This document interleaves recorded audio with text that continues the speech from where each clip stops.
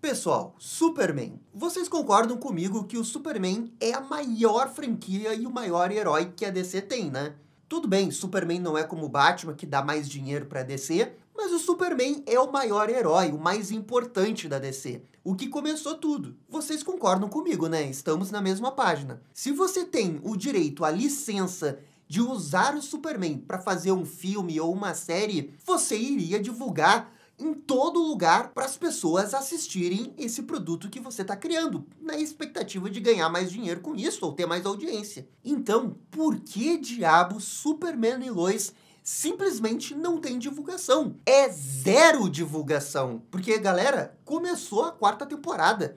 Nos Estados Unidos já tá no 4º episódio, mas não tem trailer, não tem divulgação, não tem nada nas contas da DC, nada nas redes sociais.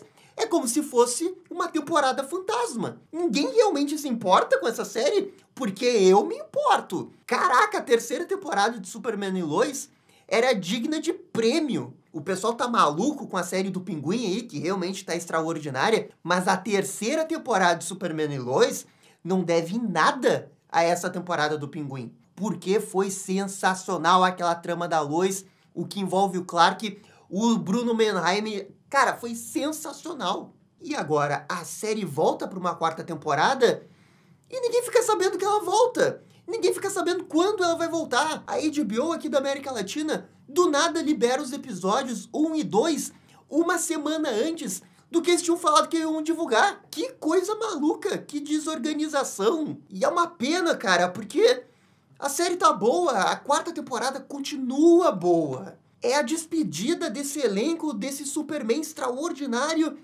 e eu sinto de verdade que não estão fazendo justiça. Esse esforço de divulgação, sabe, ter orgulho do projeto que vocês criaram, porque a CW criou isso, e é bom! A CW criou e é muito bom!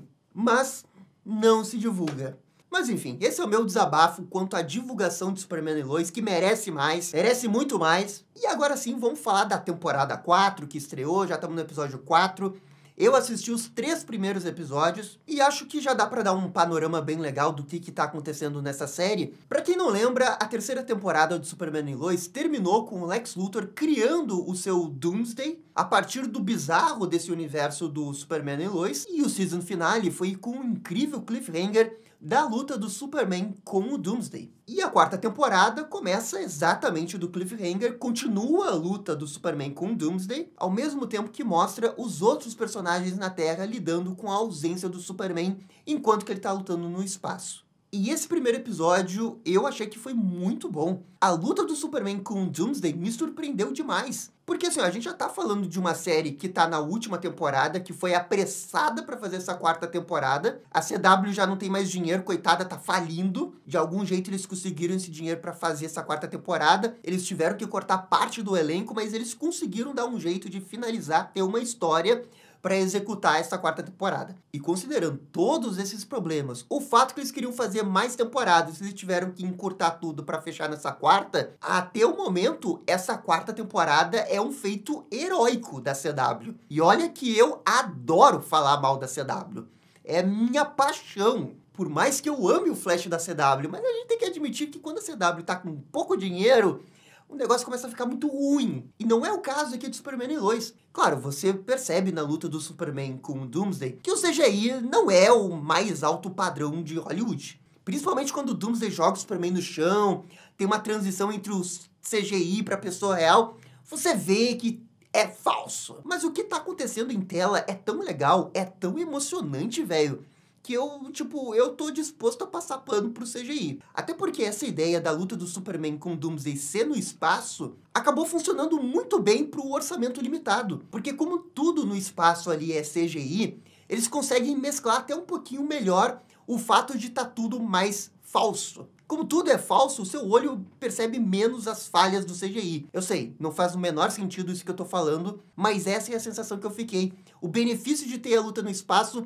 favoreceu o CGI que tem seus limites. Quando o Doomsday leva o Superman pra Terra, ele joga o Superman no chão ali, aí você percebe que o CGI tá um pouquinho falho. E a luta também, eu acho que é muito bem dirigida. A ideia do combate começar na Lua, a gente vê o sangue parado porque não tem gravidade ali. Depois eles vão mais pro espaço, eles passam por meteoritos. A luta continua lá, o Superman joga o Doomsday num meteorito, o outro faz a mesma coisa. É uma luta muito quadrinho. E claro, quando a gente vai comparar com a morte do Superman nas HQs, realmente não é a mesma coisa. A morte do Superman nos quadrinhos tem todo um outro impacto ali, principalmente porque tá todo mundo assistindo ele lutando em Metrópolis, aquilo dali tem um peso muito maior. Aqui nessa versão da CW, as pessoas sabem que o Superman tá lutando contra um monstro, mas elas não estão vendo, né? Isso eu acho que tira um pouco o impacto da luta, mas eles compensam isso com o lado emocional da família do Superman. O Jordan, o Jonathan e a Lois lidando com a ausência do Superman, tentando ficar em pé, sabendo que essa luta vai ser bem difícil pro Super, ao mesmo tempo que eles precisam encontrar o General Lane, que tá desaparecido. E você sente muito o peso do momento, especialmente pra Lois, que olha, a Lois continua maravilhosa, continua afirmando, é a melhor Lois Lane de todos os tempos. E são os pequenos detalhes, assim, que a direção consegue tirar o máximo dessa Lois. Quando ela mostra no rosto dela que ela tá muito preocupada com a ausência do Clark, e ela sai dos olhares dos meninos, vai pra casa e encontra uma mensagenzinha lá do que o Clark colocou na casa de Smallville, e aquilo consegue recompor ela, dar esperança pra ela pra continuar lutando e ser firme pra eles conseguirem encontrar o avô. Esse tipo de coisa Superman e Lois mantém da terceira temporada. Esse Lex Luthor também continua surpreendendo, na minha opinião. Tipo, ele é muito diferente do Lex Luthor dos quadrinhos. Realmente ele é muito diferente. Pelo jeito que ele se veste, pelo jeito que ele conversa com as pessoas, os contatos dele. Mas o que eu gosto dele é que ele é uma praga. Ele tem um planejamento, ele tem um preparo. E isso fica muito claro no episódio 2. Porque no momento que ele descobre que o Jordan é filho do Superman, o que é meio óbvio, né? Ainda bem que ele descobriu isso, porque o Lex Luthor ele é inteligente o suficiente pra entender o óbvio. Ele já elabora um plano, cara, que destrói a família inteira. Tem um momento do episódio 2 que ele liga pra Lois, imitando a voz do Clark, que é sensacional. Aí a Lois precisa digitar no tecladozinho qual filho ela quer salvar. Aquele clássico dilema de super-herói, que o vilão fica segurando as duas pessoas assim, quem você vai salvar, Homem-Aranha? Sabe, Homem-Aranha de Sam Raimi, Batman Forever também tem isso. Só que é no telefone, num contexto Lois e Lex Luthor, que é sensacional. Esse foi o momento que esse vilão, ele clicou pra mim, porque ele é muito inteligente e ele sabe exatamente como acabar com a Lois. E é isso que ele faz, ele tá acabando com a Lois. E nós estamos falando de Lex Luthor. Ele tem que ser assim. Ele tem que ser o vilão mais difícil de derrotar. Não pode ser só um planinho aleatório que o Lex Luthor quer acabar com a Lois Lane. Não, tem que ser pessoal mesmo. Eu gosto que é pessoal. Porque o ego do Luthor, misturado com o fato dele ter ficado preso por 17 anos, iriam realmente mexer com a cabeça dele. Agora, tem um fato nessa quarta temporada que eu odeio admitir, mas é que ela não tá tão boa como a terceira. O Superman morre no primeiro episódio, né, como já é de se imaginar, né, a morte do Superman, e no terceiro episódio já tem um cliffhanger pra ele voltar no quarto. E nunca de fato a gente viu o peso da morte do Superman, as pessoas realmente atingidas, com exceção da família do Clark.